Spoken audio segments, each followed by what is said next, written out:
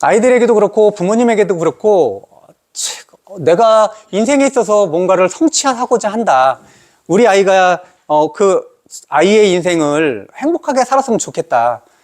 라기 위해서는 책을 거치지 않으면, 책을 읽지 않으면 불가능해요. 제가 봐도. 아무리 생각해도 불가능해요. 근데 생각하시면 이런 얘기들 있죠. 누군가는 이렇게 돈을 많이 붙여 책 하나도 안 읽고도 돈 많이 벌더라. 라는 것들은 그 사람이 그 지금 돈 버는 것들은 과거에 뭔가가 있었을 거고 지금 아무것도 안 하는데 다른 사람들에게 해를 끼치는 일만 했는데도 돈이 지금 많다면 그 해를 끼치는 그 일, 아무것도 안 하는 그 원인 때문에 언젠가 그 사람은 가지고 있는 모든 것을 잃게 된다라는 것들을 꼭 유념해 두셔야 될 거라는 거죠.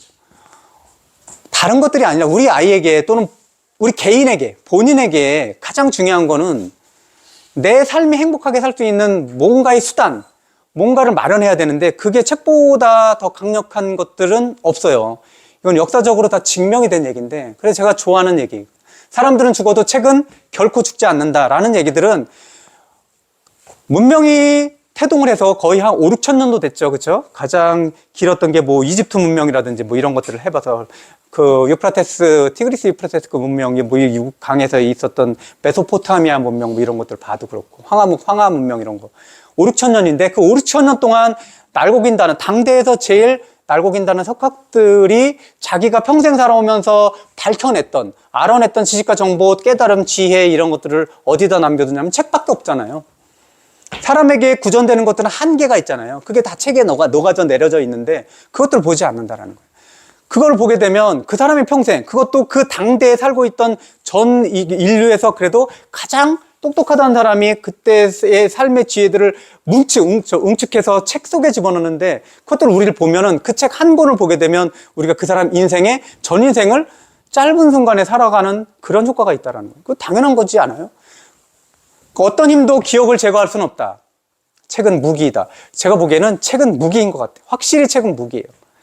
평생 책을 들지 않으면 되게 뭔가를 내가 이루고 성취하는 데는 되게 힘들고 돌아서 가지만 목표한 것들을 가지 못할 확률을 되게 높고 목표한 것들을 아주 많이 돌아서 가도 반의 반도 못 갈 수 있다는 거예요.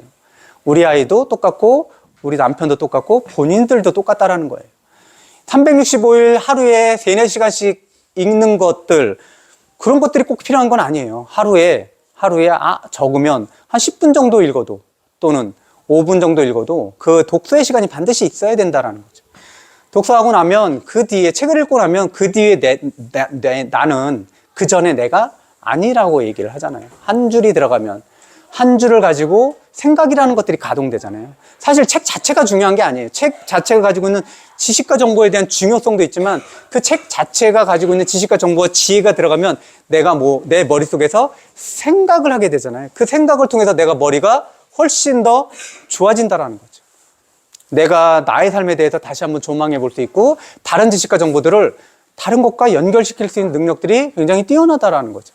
그리고 문해력은 부수적으로 얻는 거지만 그 문해력에 의해서 다른 것들 보세요. 우리가 가지고 있는 실력을 테스트 받기 위해서는 시험이라는 걸 보잖아요. 시험 다 문자로 되어 있잖아요. 그 다음에 교과서 다 문자로 되어 있잖아요. 그림과 문자잖아요. 그럼 문자에 대한 이해력이 없다고 한다면, 문해력이 없다고 한다면 그 문자가 대부분이 책들을 가지고 공부해서 거기서 어느 정도 일정 부분의 성과를 이룬다라는 것들은 불가능한 거잖아요. 근데 우리는 이 책들과 교과서의 공부를 다르게 생각해요. 그것도 당연히 문자로 되어 있는 것들인데. 수학이라고 하더라도 우리가 수학 문제를 푼다고 하더라도 거기에서 숫자, 도형과 뭐 이런 것들로 되어 있다고 하더라도 실제로 우리가 그런 실질적인 문제를 풀려고 한다면 우리 머릿속에서는 언어가 가동이 돼야 되잖아. 언어. 그게 문자잖아요. 우리가 수학 문제를 풀더라도 우리 머릿속에 생각이라는 것들은 문자로 되어 있다. 그러면서 문해력은 읽는 것만에 대한 능력들이 아니라 생각하는 것들에 대한 능력일 수 있다는 거죠. 그래서 책은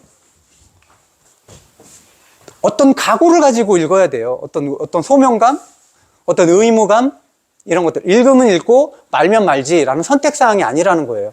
이게 우리 가족들이 다 누구도 빠지지 않고 그러니까 결국은 읽어 이래서는 안 된다고 얘기했었잖아요. 결국은 내가 먼저 읽는 것들 이것만큼 강한 동력은 없더라. 책을 가정에서 반드시 반드시 빠른 시일 내 모두가 다 읽을 수 있으면, 술 먹어서 술을 끊지 못해서 힘들거나 또는 담배, 게임, 어떤 것이든 공부가 안 되고 공부를 안 하고 싶거나 어떤 것이든 간에 본인이 스스로 해결할 수 있더라. 왜냐하면 그 책에서도 그런 방법이 나와 있는 것도 나와 있는 거지만 본인이 뭔가 안 좋은 것들 계속 하면서 이건 안 좋은 거야 라고 생각하지 않고 그 행위가 반복되는 경우는 없어요. 아무리 술을 좋아하는 사람이라도 말을 할 때는 야, 술이 그래도 대인관계 얼마나 좋은데 라고 얘기할지라도 본인이 내가 술을 먹으면서 몸이 나빠지고 그 다음에 생각들이 게을러지고 이런 것들을 본인이 더 잘 알잖아요. 그러면 그런 것들을 고치고는 싶지만 입으로 얘기하지 못하는 것들은 잘 안 되니까 해도 실패하는 그런 경험들을 많이 경험해 보니까 결국은 이런 것들은 사고력이 점점점 증진하다 보면 내가 실제로 해본다라는 거예요. 어떻게 해보지? 어떻게 해보지? 이번 해서 실패했는데 또 다르게 하면 성공할 수 있을까? 이런 것들을 끊임없이 만들어 낸다라는 거죠. 그거는 책으로부터 얻을 수 있다는 거예요. 어떤 사활을 걸고라도 우리 가족들이 책을 읽어야 돼. 이런 생각들을 꼭 가지시라는 거죠. 잊지 마시고. 그게 언제든 상관이 없지만 그리고 책을 읽는 것 쪽의 방향으로 계속 가야 된다는 거예요. 나, 아이 또는 남편 또는 다른 식구가 있으면 다른 식구까지. 그게 큰 사명으로 생각하셔야 될 것 같아요.